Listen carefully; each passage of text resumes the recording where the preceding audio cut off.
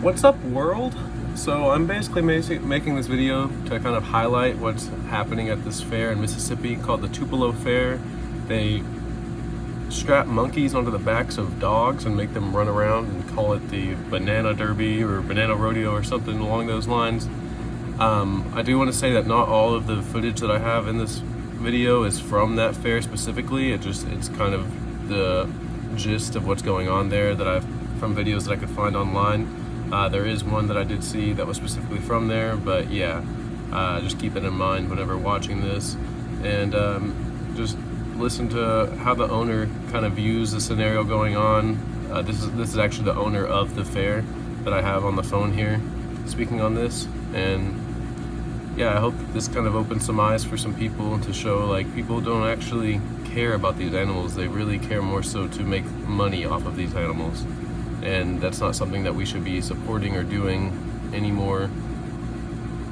We need to move forward as a human race, you know what I mean? And yeah, I hope that this gets through to some people. I'm assuming you're using your real name. Yeah, so my name's Cameron. Number one, I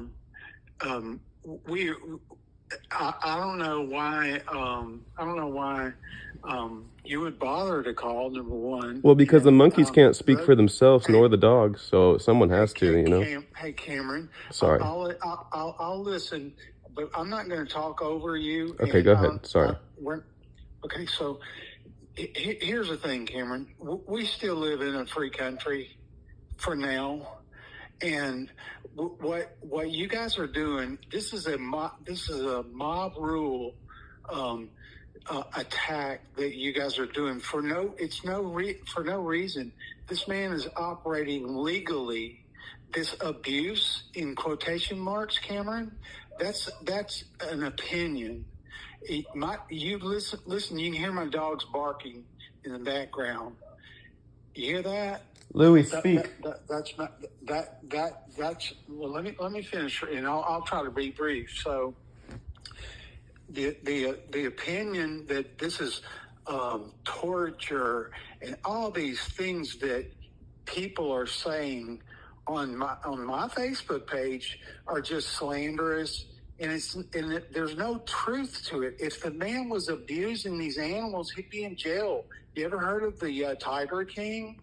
I sure have. I'm pretty sure that there are plenty of people and authorities that would be more than happy to listen to your allegation, and you're wrong, and your people are wrong. This man has not done anything wrong. I wish y'all would leave him alone until you can get a government official to do something and prove that he's broken the law and that he really is torturing these animals, which is not true. I know these animals.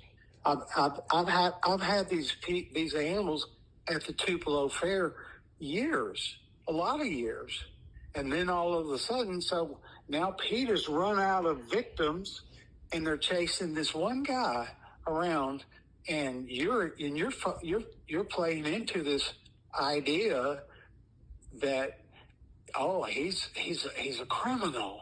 Okay, so go ahead. I don't know what else you want to tell me. Okay, I'm gonna be calm as well.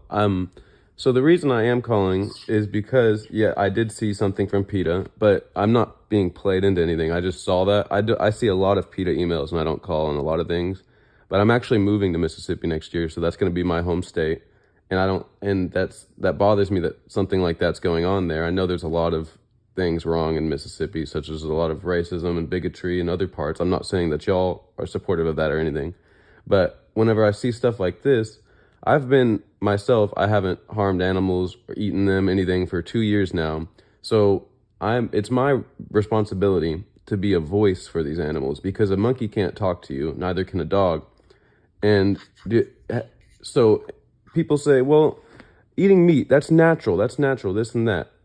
All right, y'all have that argument. But have you ever seen a monkey riding a dog out in the forest or in the wilderness? That's not natural. And you know, they aren't just trained like, hey, monkey, jump on that dog, it'll be real fun. No, they have to be you don't know exactly what goes on behind the scenes, but have you ever seen documentaries on circuses or anything, and the way that they treat those animals behind the closed doors versus whenever they bring them out to the audience? It looks all nice out to the audience, but what's going on behind closed doors is they're making those animals fear them, to make them know that they have to ride this dog, to do this, to please this people, and they'll get rewarded out there. But behind closed doors, they're not getting that same happy, fun looking treatment that you're seeing. And what you're saying is, what we're doing is attacking somebody. Hold on. I didn't interrupt you. Okay, go ahead. What you're saying is, what you're saying is, I know these people. I've been to their house. You go ahead. okay. All right. Even if they're not harming these animals, it's not natural for a monkey to be riding a dog. Let that monkey go back to its home country, because I'm pretty sure monkeys aren't native to Mississippi. You know what I mean? And I just, like, I don't think anyone should take you and make you go ride a dog or a cow or a dolphin because some other people think it would be cute to see. I know that the fair can make a lot of money from other things, such as selling fried hot dogs and fried Oreos and rides and all that stuff. I just don't think that we as humans need to desensitize ourselves to monkeys riding on dogs. You know, that's actually not normal. It's really not. And I think it's our responsibility as humans who do care about these animals to speak up and talk to people like you and have these civil conversations, because I'm not here yelling at you, and I don't even have a Facebook account, so I'm not even attacking your Facebook. I haven't had social media since 2017.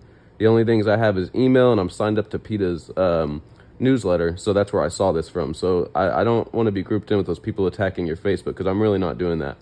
But I'm just having a civil conversation with you, and I think that's how we progress as humans, is having these conversations, and maybe you understand where I'm coming from, and I understand where you're coming from. You've been doing it for years. It's good for business. People liked it. It's cute. Kids laugh at it. I get it. But it's time for us as humans to kind of make a change and see, okay, well, listen, these animals are not made for our enjoyment. They're made to live just like us. We are made to live our full lives and do what we do naturally.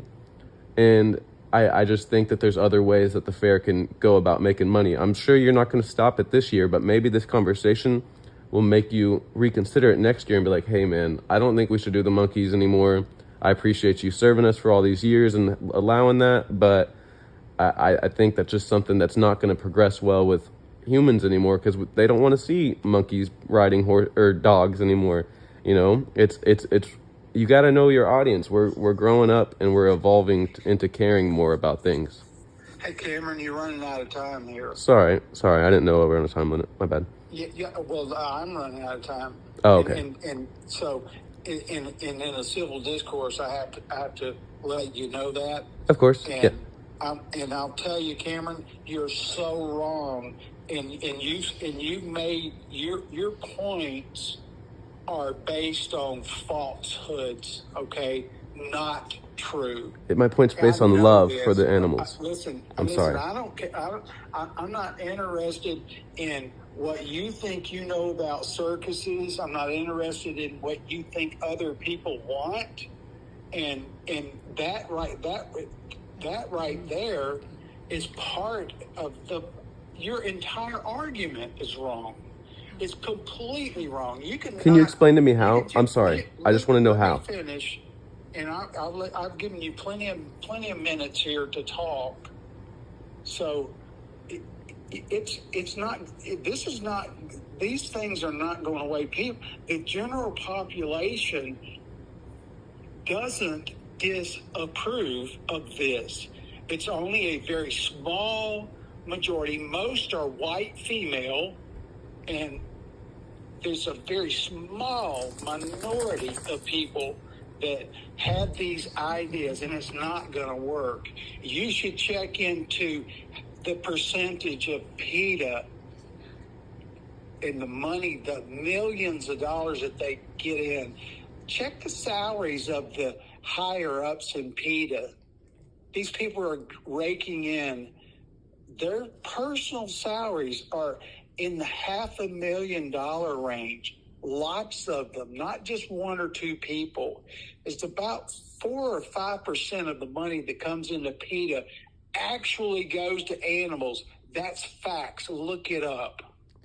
And, you know, I'm happy to be paying some people that are helping to help people. You know, the animal Okay. lobbyists, they're making Hey, billions off of slaughtering animals. So at least my money's not going there. Cameron.